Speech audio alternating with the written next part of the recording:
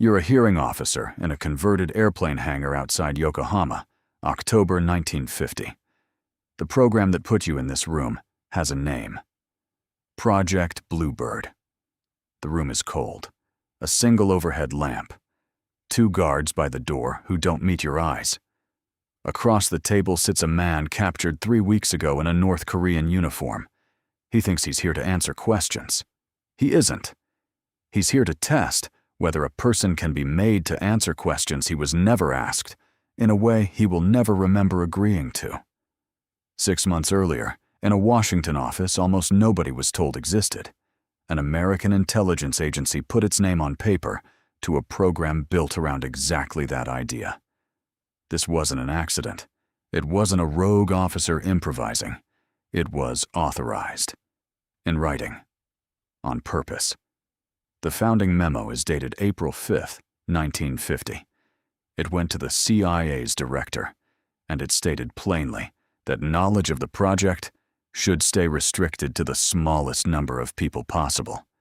The stated goal was personality control, pushing a person past the will to resist, past even the instinct to survive. The plan called for 3-person teams, a psychiatrist, a hypnotist, a polygraph technician. 2 of them needed 5 months of training. The agency's own in-house hypnotist could start immediately. What do you actually build for a program like that? The paperwork answers in numbers. A budget of just over $65,000. Line items for towels, syringes, film cameras. Then, in a memo from February 1951, a request for something called a hypo spray, a device built to inject sedatives through skin without a needle, without the subject noticing anything happened. Alongside it, interest in a modified tear gas pencil, and a device known only as the German Scheintot pistol, built to simulate death. Buried further into the files, officials wrote out the questions they actually wanted answered. Could a person be pushed into an act that broke his own moral code? Could someone be made to crash a plane or wreck a train within an hour or 2 of contact and keep no memory of doing it? Could a person's personality be altered on command? And if so, how long would the change hold before it wore off? Could amnesia be guaranteed, completely, under any conditions at all? These weren't hypothetical debates in a seminar room. They were procurement questions, filed next to the towels and the syringes, waiting on a budget line. That last question stopped being theoretical fast. In October 1950, a Bluebird team in Japan tested a sedative against 2 stimulants, mixed and layered, on 4 subjects, chasing exactly that. An engineered gap in memory. The reports called it a success. 2 months later came the next round. 25 men.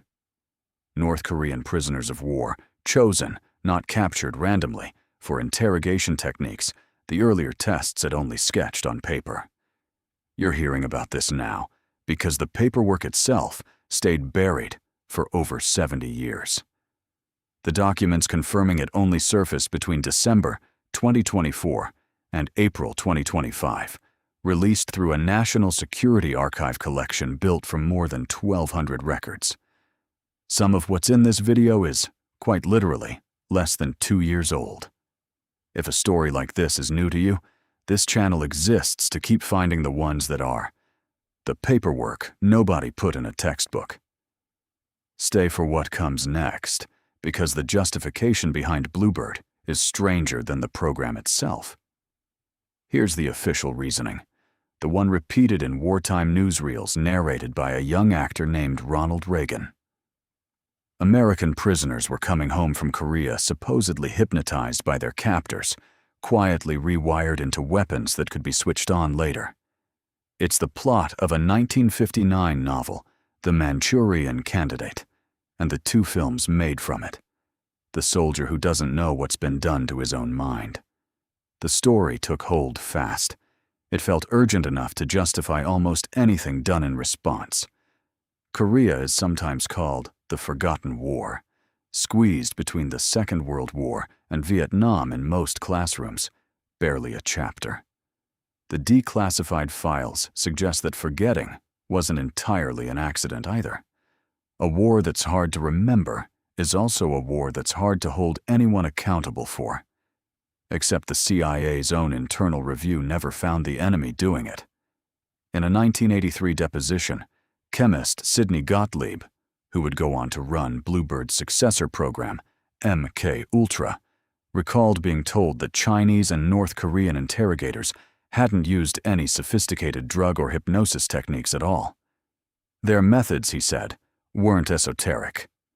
A 1952 memo to CIA Director Allen Dulles admitted the same gap in evidence outright, then added the line that decided everything that followed. "We cannot accept this lack of evidence as proof." Read that again. Not, "we found proof." Not, "we're still looking." The absence of evidence was treated as a reason to keep going, not a reason to stop. Bluebird didn't end there. It became Project Artichoke, then MK Ultra, the name most people already half recognize, with its LSD dosing and its far larger reach. A correction issued this year on the reporting around these documents clarified something important. The hands-on testing of the Korean POWs was carried out by the Army's own Operations Research Office, working alongside Bluebird's doctrine, not by the CIA's Covert Operations Division directly. The paperwork is CIA. In this case, the syringes belong to the Army. Where the actual testing sites in Japan and Korea were located is still redacted, 75 years later. This past June, a congressional task force held a hearing on mind control and accountability, examining exactly how long these records stayed sealed and why. 70-plus years isn't an accident of bureaucracy. It's a choice, renewed by someone year after year, to keep a door closed. Go back to that hangar outside Yokohama. The man across the table was never told what was actually being tested on him that day. He was a data point in a question nobody had proven needed asking in the first place: whether a mind could be broken quietly enough that its owner would never notice the seam. Some of the paperwork behind that question is finally public. Most of it still isn't. If declassified history like this is your thing, there's another one already scripted. This one about the scientists America brought home under a different name entirely.